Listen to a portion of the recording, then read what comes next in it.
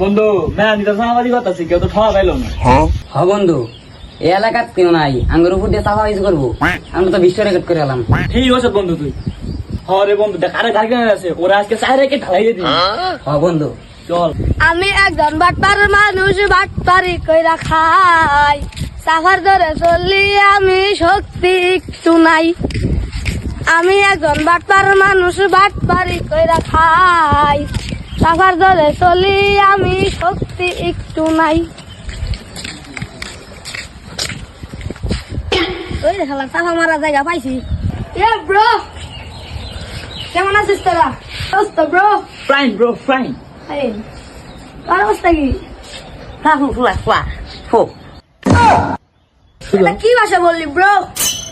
এটা তো উকান্ডার ভাষা ব্রো। আমার তো উকান্ডার পড়ালেখা শেষ ব্রো। তুই এত কম পড়ালেখা করেছিস ব্রো?